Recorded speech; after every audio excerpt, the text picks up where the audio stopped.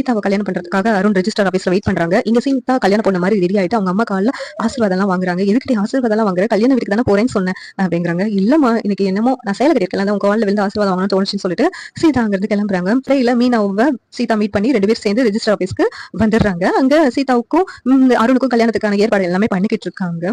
இங்க சீதாவுக்கு சாட்சியா மீனா சைன் போட்டு கல்யாணம் பண்ணி வைக்கிறாங்க. அதே இடத்துக்கு முத்து வந்து வித்யாவுக்கும் முருகனுக்கும் கல்யாணம் பண்றதுக்கு என்னென்ன ப்ரொசீஜர் எல்லாம் கேட்கறதுக்காக அந்த ரெஜிஸ்டர் ஆபீஸ்க்கு வந்து முத்து வர்றாங்க. முத்து வந்துட்டு என்ன மீனாவோட பைக் மாதிரி இருக்கு அப்படின்னு சொல்லிட்டு வெளியில வரும்போதே முத்துக்கு சந்தேகம் வருது. இங்க எதுக்கு மீனா வந்திருக்கா, எனக்கு ஒண்ணும் புரியலையே அப்படின்னு சொல்லிட்டு முத்து வந்து உள்ள வந்து பாக்குறாங்க. சீதாவும் வரணும் மாலையும் தாலியுமா இருக்கிறத பார்த்துட்டு முத்து ஷாக் ஆயிடுறாங்க. ஷாக் ஆகி நின்றுட்டு மீனாவும் பக்கத்துல இருக்கிறத பார்த்து ரொம்ப ஷாக் ஆயிடுறாங்க.